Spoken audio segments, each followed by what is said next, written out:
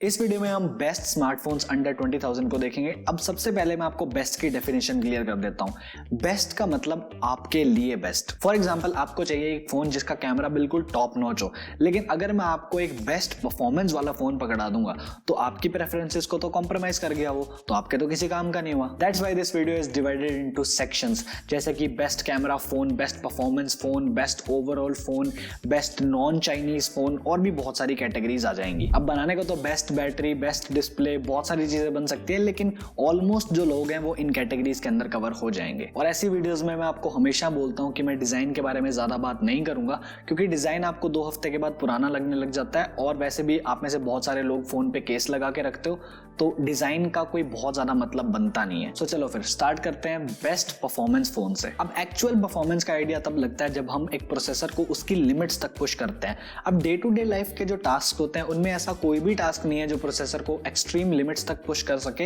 Accept gaming. क्योंकि most of the cases में ऐसा ही होता है कि अगर कोई फोन गेमिंग को बहुत अच्छे से हैंडल कर पा रहा है तो वो बाकी सारे टास्क तो आराम से कर ही लेगा। सो इस केस में अगर आप एक नॉन चाइनीज फोन देख रहे हो जिसकी बेस्ट परफॉर्मेंस आए, तो वो मैं आपको रिकमेंड करूंगा Motorola One Fusion Plus। वैसे नॉन चाइनीज के केस में सैमसंग के भी डिवाइसेस आते हैं, लेकिन मैं वो आपको इसलिए नहीं बता रहा क्योंकि उसमें Exynos 9611 होता है और उससे आप दूर ही रहो तो ज्यादा बेटर रहेगा। पर Motorola को मेनली रिकमेंड करने का रीजन ये भी है कि उसमें स्टॉक एंड्रॉइड वाला एक्सपीरियंस मिलता है आपको, उसमें कोई ब्लोटवेयर नहीं है, कोई एड्स नहीं है, बिल्कुल क्लीन यूआई है उसकी। इन केस अगर आप स्पेसिफिकेशंस में इंटरेस्टेड हो तो वो मैं आपको बता देता हूँ। Snapdragon 730G वाला चिपसेट, एक full HD plus IPS display, एक 64 मेगापिक्सल का मेन कैमरा, 8 मेगापिक्सल का अल्ट्रा वाइड लेंस और 5 मेगापिक्सल का एक यूजलेस मैक्रो लेंस। और इसमें एक पॉपअप सेल्फी कैमरा है 16 मेगापिक्सल का, तो एक फुल स्क्रीन वाला एक्सपीरियंस मिलेगा आपको। 5000 milli ampere battery plus 15 watt charging, और इसमें हेडफोन जैक भी है और फोन की प्राइस है 17,499। तो एक डिसेंट फोन है अगर आप लेना चाहो तो, लेकिन इसके कैमरा सैंपल्स आप देख लेना क्योंकि इसका कैमरा बेटर हो सकता था।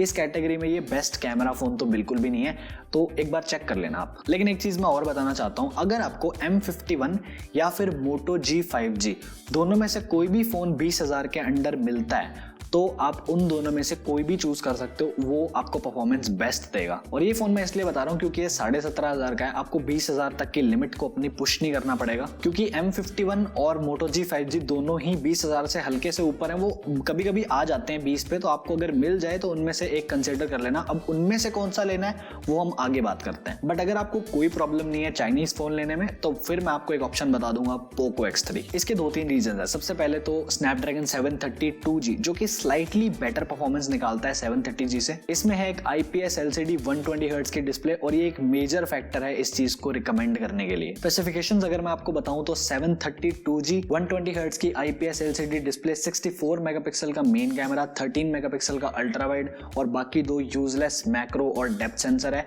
20 मेगापिक्सल का सेल्फी कैमरा, 6000 मिली एम्पायर बैटरी और इसमें 33 वॉट की फास्ट चार्जिंग है। एंड फॉर्चुनेटली इसमें भी हेडफोन जैक है, और इसका 664 वाला बेस वेरिएंट आपको सिर्फ 17,000 का मिलता है। लेकिन पोको लॉन्चर के अंदर ऐड थोड़े से कम आते हैं कंपेयर टू Xiaomi के मेन फोन से। और ये फोन लिटरली बहुत ज्यादा हैवी है, ये फोन बहुत ज्यादा मोटा है, बहुत ही बल्कि सा फील होता है ये। तो अगर आपको कॉम्पैक्ट डिजाइन चाहिए तो आप Realme 7 Pro ले लेना, बट क्योंकि हमें बेस्ट परफॉर्मेंस फोन निकालना है इसलिए मैंने Poco X3 को चूज किया। और अगर आप Realme 7 Pro के साथ जाते हो तो मैं ये बता देता हूँ कि Poco X3 का कैमरा Realme 7 Pro से बेटर है। अब हम मूव करते हैं दूसरी कैटेगरी पे, बेस्ट कैमरा फोन। सबसे पहले तो एक बेसिक सी बात मैं आपको क्लियर कर देता हूँ, कोई भी बेस्ट कैमरा फोन नहीं होता। सबके लिए वो चीजें अलग अलग होती हैं, क्योंकि किसी के कलर्स मुझे पसंद आएंगे, किसी के आपको पसंद आएंगे। जैसे मुझे डिटेल्ड फोटो पसंद आती है, लेकिन कुछ लोगों को वो सॉफ्ट स्किन वाली फोटो ज्यादा पसंद आती है।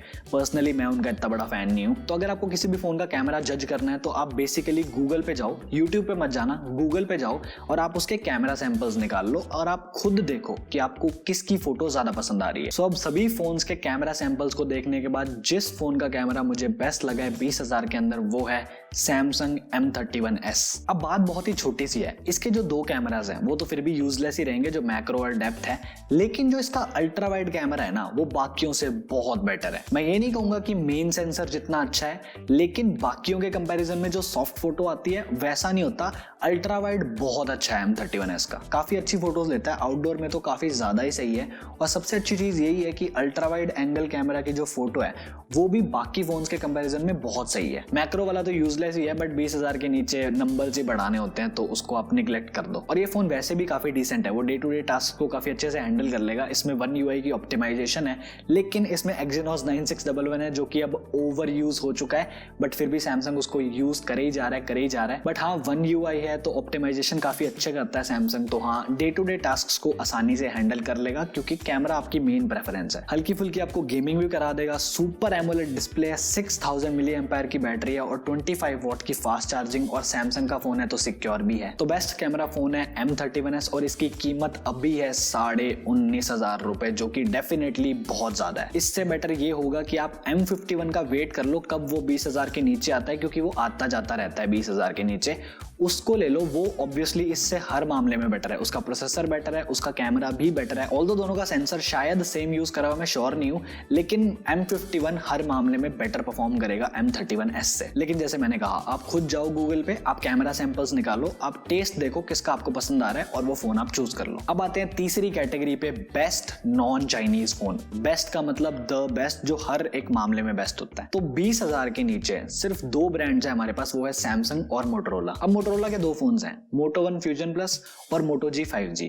Moto G 5G वैसे तो 21,000 का है, बट वो कभी कभी आपको 20 का मिल जाता है। जैसे कि अभी उस पे HDFC का ऑफ चल रहा है कि अगर आप HDFC के कार्ड से पे करोगे तो 1000 ऑफ हो जाएगा, तो वो आपको 20 का मिल जाएगा। और दूसरा ऑप्शन हमारे पास है Samsung M31s और Samsung M51। लेकिन जैसे मैंने कहा, आप M51 का वेट करो। अगर आप बिल्कुल वेट ही नहीं कर सकते तो आप M31s लो, वरना आप M51 का वेट करो। तो अब ले दे के हमारे पास 3 फोन्स बचते हैं, M51, Moto One Fusion Plus और Moto G 5G। अब अगर तो आपका बजट है 17 से 18,000 के बीच में, तो Moto One Fusion Plus option बच गया और वही आपको लेना पड़ेगा, क्योंकि बाकी दोनों फोन्स 20,000 के पास पहुंच जाते हैं। तो अब कंफ्यूजन रहेगी 20,000 पे 2 फोन्स की, M51 की और Moto G 5G की। अब फोन्स दोनों ही बहुत सही हैं। Moto के पास 5G है, Snapdragon 750G जैसा एक अच्छा प्रोसेसर है और स्टॉक एंड्रॉइड एक्सपीरियंस है। लेकिन वहीं सैमसंग के पास एक बेस्ट स्क्रीन है, उनके पास UI बहुत अच्छी है, उनका बेस्ट कैमरा है और एक 7000 मिली एम्पायर की बैटरी भी है। तो अब आप चूज कर लो आपको क्या पिक करना है। मैं अपनी प्रेफरेंस बताऊं तो मैं M51 को पिक करूंगा, क्योंकि मेरे को पर्सनली One UI थोड़ी सी ज्यादा बेटर लगती है और सैमसंग है तो फोन सिक्योर भी होगा। बहुत सारी चीजें एडवांटेज है One UI के पास, बहुत सारी चीजें ऐसी हैं जो M51 में बेटर है, उसका कैमरा बेटर है।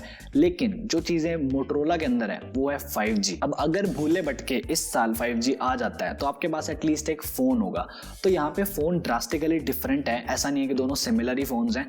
फोन्स में काफी ज्यादा फर्क है, आप चूज कर सकते हो अपने हिसाब से कि अगर आपको 5G चाहिए या आपको एक डिसेंट आज के टाइम पे चलने वाला फोन चाहिए। अब लास्ट कैटेगरी है एक ओवरऑल फोन, जो कि सबको कवर करता है। अब इसमें मैं आपको बेस्ट नॉन चाइनीज फोन तो बता चुका, अब आते हैं बेस्ट ओवरऑल फोन। अब वो चाइनीज ही होगा, ये सबको पता है। तो अब वो फोन जो सारी चीजें बहुत ही अच्छे से हैंडल करता है, जो 20,000 के अंदर अंदर आपको आज मिल सकता है, वो है Realme 7 Pro। अब इसके पीछे रीजन क्या है? देखो, जब भी हम एक ओवरऑल फोन की बात करते हैं ना, तो बहुत सारी चीजें देखनी पड़ती है कि वो फोन कितना कॉम्पैक्ट है, उसका वेट क्या है, ऑप्टिमाइजेशन कैसी है। तो ये काफी सारे फैक्टर्स होते हैं जिनको कंसिडर करना पड़ता है। मैं यहाँ पे Poco X3 को भी ले सकता था, लेकिन वो बिल्कुल भी कॉम्पैक्ट फोन नहीं है, वो बहुत ही ज्यादा भारी फोन है, बहुत ही मोटा फोन है, जैसे मैंने आपको पहले भी बताया। तो ये फोन काफी ज्यादा लाइट वेट है अगर आप Poco X3 से कंपेयर करते हो तो। और इसके अंदर एक सुपर एमोलेड डिस्प्ले है और इन डिस्प्ले फिंगरप्रिंट सेंसर है जो कि फास्ट भी है। और इसका कैमरा डिसेंट है, मैं ये नहीं बोलूंगा बेस्ट है, क्योंकि इससे बेटर Poco X3 का है। और हमने जैसे बेस्ट कैमरा फोन बताया M31s भी आता है, तो कैमरा इसका डिसेंट है, लेकिन भाई ओवर एक्सपोज करता है थोड़ा सा और थोड़ी सी सॉफ्ट फोटोज खींचता है। पर्सनली मुझे अच्छी नहीं लगती,